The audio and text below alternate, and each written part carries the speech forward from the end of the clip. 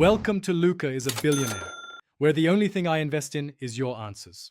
You begin by enabling your laptop hotspot and picking the proxy method, HTTP, SOCKS 5, or a system-level VPN, because that choice dictates the steps to follow.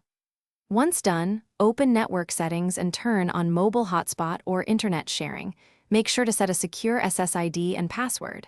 Then, note the proxy IP and port, plus credentials if required. You do this now, so subsequent routing and firewall changes apply to the shared connection rather than local apps only.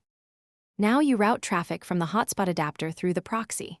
Install a per application or system proxy tool, Proxifier or Proxy Cap on Windows, Red Socks with Iptables or Tun2 Socks on Linux/Mac OS, because standard OS sharing won't proxy adapter traffic by default.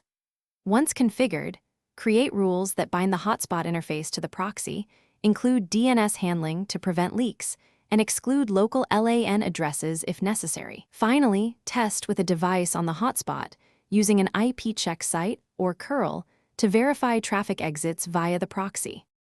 Finish by making the configuration persistent.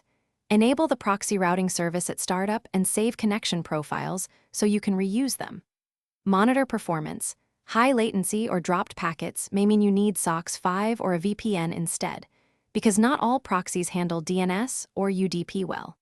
If devices lose internet, first check that the hotspot adapter remains bound to the routing tool, inspect firewall/Iptables rules, and verify proxy credentials. One key troubleshooting tip: restart the routing service and hotspot after each change to apply rules cleanly. Thanks for watching and please subscribe. It's the best investment you'll ever make.